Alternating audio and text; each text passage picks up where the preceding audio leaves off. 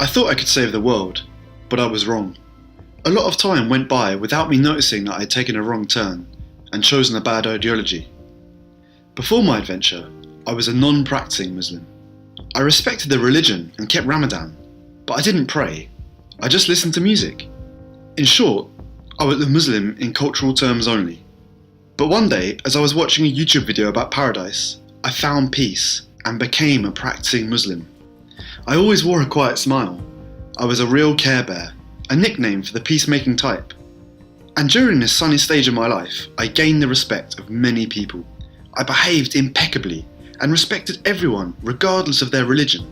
Even though I did not learn much from the media, I felt a great deal of sympathy for the Muslims who were suffering in Syria, in Iraq, in Myanmar and around the world. And then, without realising it, I began to spend time with people who knew more than I did about religion.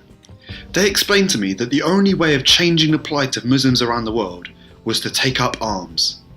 I argued with them at first, believing that there had to be a better way. My father had always told me that Muslims should invest in education and look to higher education as a way of changing their lives. He never talked about arms struggle. But as I spent more time with these people, I became increasingly extremist and rigid in my views. The propaganda videos I watched on YouTube fed my anger at the way Muslims were being treated around the world. I ended up hating all non-Muslims.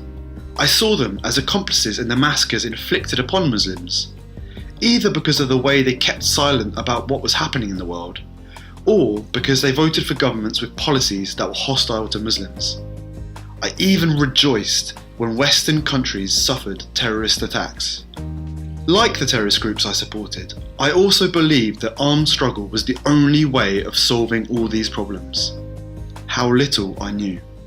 This was the way I thought until the day I was arrested.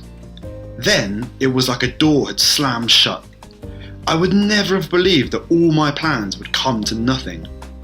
Later, I saw my parents' tears. After a lot of self-reflection, I decided to change and never make my mother weep again. Now, my only goal in life is to make my parents proud of me. I'm not sorry about the experience I've gone through. I've gained strength psychologically and I'm more responsible.